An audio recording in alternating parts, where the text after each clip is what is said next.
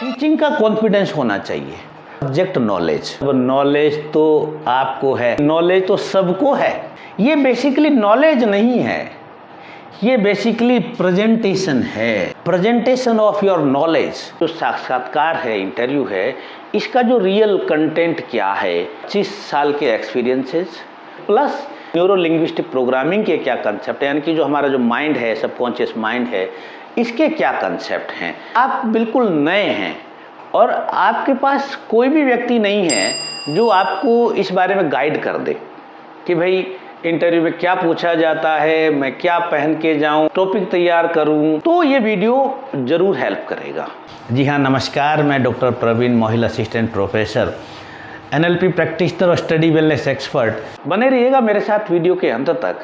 Assistant professor interview content, यानी कि interview में दो महत्वपूर्ण चीज़ें होती हैं। पहला कि आपके पास, यानी कि किसी भी स्टूडेंट के पास, किसी भी कैंडिडेट के पास टीचिंग का कॉन्फिडेंस होना चाहिए। अब टीचिंग का कॉन्फिडेंस का मतलब क्या? टीचिंग कॉन्फिडेंस का मतलब है कि ब्लैक बोर्ड पे हम किस तरह से हैंडल करते हैं, यानी कि हम जब टीच कर रहे हैं, पढ़ा रहे हैं, तो हम में कितना कॉन्फिडेंस है। ब्लैक बोर्ड पे खड़े हैं तो क्या हमारे अंदर कॉन्फिडेंस है। तो यानी कि जो टीचिंग कॉन्फिडेंस है, जिसमें आपके ब्लैक बोर्ड के नॉर्म्स भी आ जाएंगे और तमाम चीज़ें इंक्लूड हो जाएंगी, ये चीज़ें जानना मुश्किल नहीं है। आप गूगल पे, यूट्यूब पे और आप किसी से ही पूछेंगे तो बहुत सारी चीज़ें मिल जाएंगी। मगर यहाँ खास बात है कि आपको इसमें हर उस चीज़ को ध्यान रखना है कि जो चीज़ दिखती हो और जो चीज़ सुनती हो। दिखती हो यानी कि आपका पूरा प्रेजेंटेशन, और सुनती हो यानी कि आप जो बोल रहे हैं, आपका जो वॉल्यूम है, उसमें एक लय होनी चाहिए।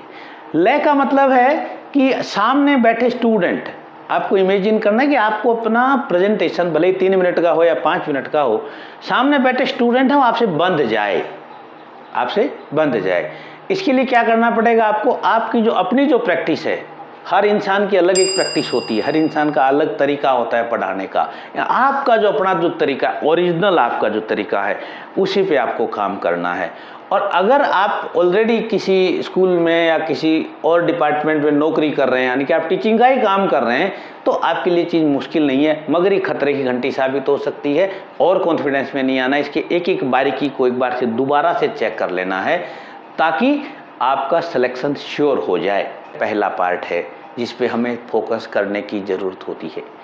सेकंड पार्ट जो है उसको हम आम भाषा में बोलते हैं सब्जेक्ट नॉलेज, क्योंकि आप एक किसी खास सब्जेक्ट के असिस्टेंट प्रोफेसर बनने जा रहे हैं, चाहे बॉटनी हो, हिंदी हो, जूलॉजी हो, मैथ हो, केमिस्ट्री हो, ज्योग्राफी हो या कोई और सब्जेक्ट।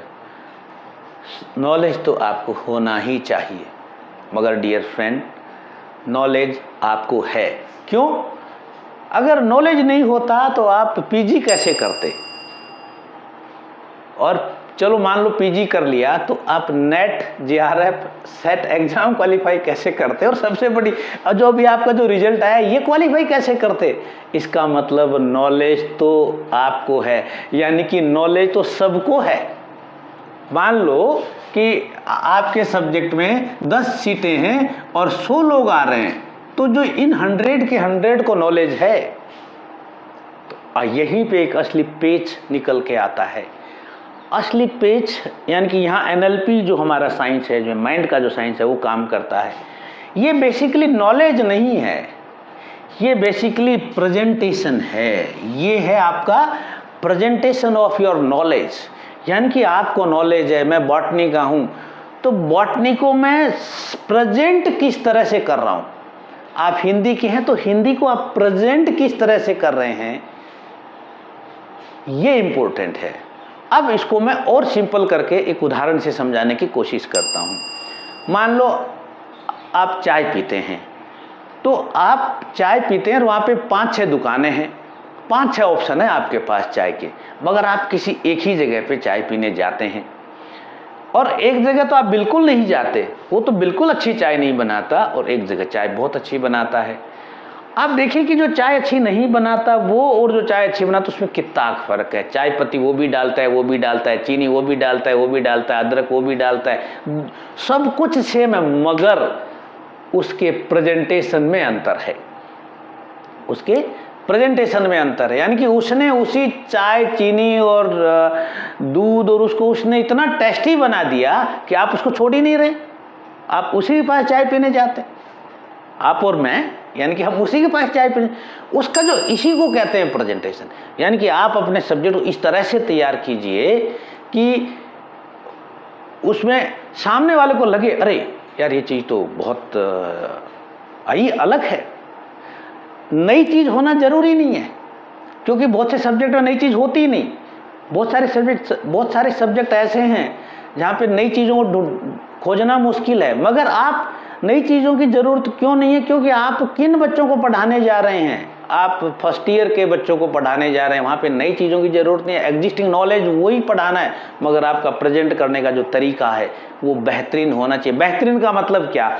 बेहतरीन का मतलब है कि सामने वाले जो आपके पैनल बैठे हैं, एक्सपर्ट बैठे हैं, विशेषज्ञ बैठे हैं, उनको उत्सुकता जाग जाए कि अच्छा, उनको लगे कि यार इस टॉपिक को ऐसे भी पढ़ाया जा सकता है जिस प्रकार से ये व्यक्ति पढ़ा रहे हैं, ये उनको लग जाना चाहिए।